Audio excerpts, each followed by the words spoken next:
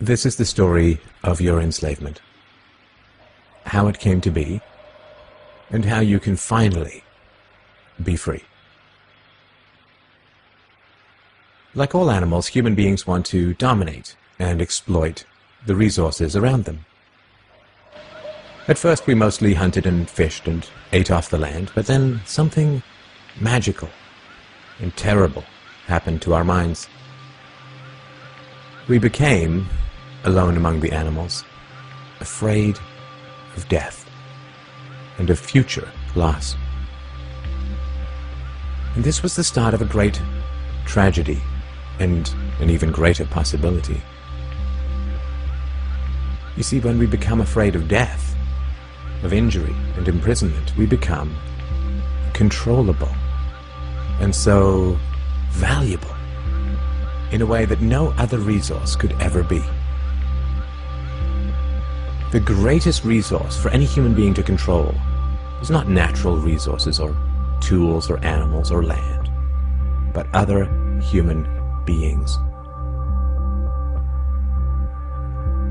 You can frighten an animal because animals are afraid of pain in the moment, but you cannot frighten an animal with a loss of liberty, with torture or imprisonment in the future, because animals have very little sense of tomorrow.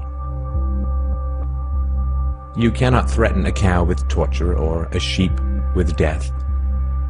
You cannot swing a sword at a tree and scream at it to produce more fruit, or hold a burning torch to a field and demand more wheat. You cannot get more eggs by threatening a hen, but you can get a man to give you his eggs by threatening him. This human farming has been the most profitable and destructive occupation throughout history, and it is now reaching its destructive climax. Human society cannot be rationally understood until it is seen for what it is: a series of farms where human farmers own human livestock. Some people get confused because governments provide healthcare and water and education and roads, and thus imagine that there is some benevolence at work. Nothing could be further from the reality. Farmers provide healthcare and irrigation and training to their livestock. Some people get confused because we are allowed certain liberties and thus imagine that our governments protect our freedoms. But farmers plant their crops a certain distance apart to increase their yields, and will allow certain animals larger stalls or fields if it means they will produce more meat and milk. In your country, your tax farm, your farmer grants you certain freedoms, not because he cares about your liberties, but because he wants to increase his profits. Are you beginning to see the nature of the cage you were born into?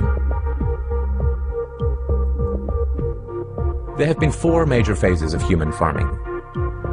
The first phase in ancient Egypt was direct and brutal human compulsion. Human bodies were controlled, but the creative productivity of the human mind remained beyond the reach of the whip and the brand and the shackles. Slaves remained woefully underproductive and required enormous resources to control. The second phase was the Roman model, wherein slaves were granted some capacity for freedom, ingenuity, and creativity, which raised their productivity. This increased the wealth of Rome, and thus the tax income of the Roman government, and with this additional wealth, Rome became an empire, destroying the economic freedoms that fed its power, and collapsed. I'm sure that this does not seem entirely unfamiliar. After the collapse of Rome, the feudal model introduced the concept of livestock ownership and taxation. Instead of being directly owned, peasants farmed land that they could retain as long as they paid off the local warlords.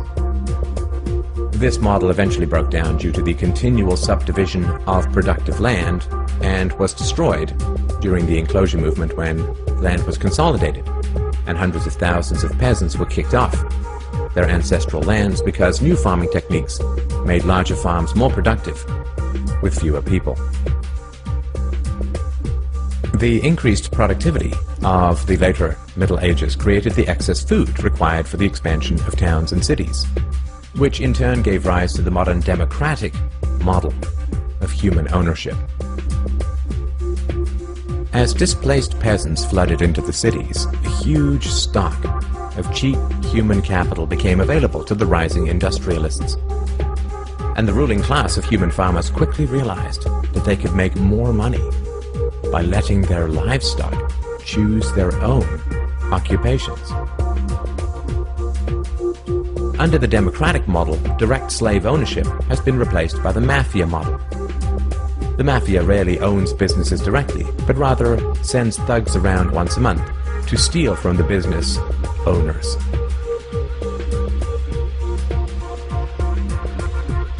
You are now allowed to choose your own occupation, which raises your productivity, and thus the taxes you can pay to your masters.